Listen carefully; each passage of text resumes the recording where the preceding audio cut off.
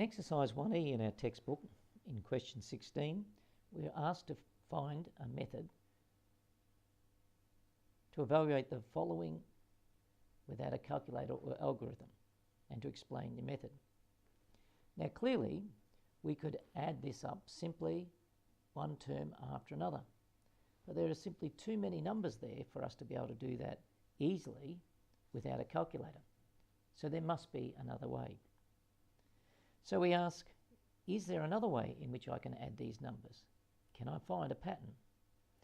So if I look at the number -1 and the number -999, those two numbers will add together to give -1000. 2 and 998 will add together to give 1000.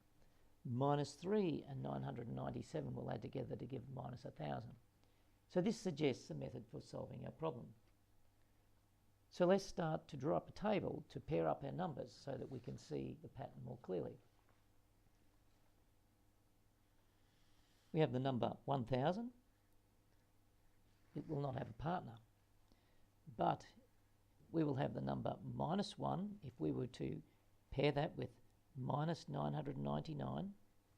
Then the sum of those two numbers will be -1000.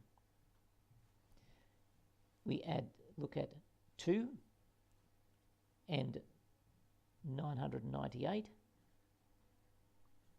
They will add together to give 1000. And this process will continue with -3, -997, and that will add together to give -1000. And if we continue this process, we can go all the way up to -499 and -501, and that will give us -1000.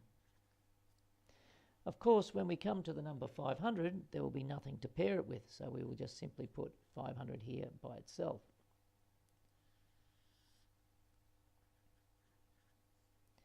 Now, if we want to add these up, we can see very simply that by the time we get to -1, they've added together to give 0. When we get to +2, it's now 1000. When we get to -3, it's back to 0 again. So each time we've come to the negative number over here in column 1, the sum will have come to 0. So by the time we add to -499, the sum will be 0, and then we'll have 500 by itself. So the answer is the sum is 500. And we've used a table to help organise our thinking, to help see the patterns, and to solve our answer. Sum is 500.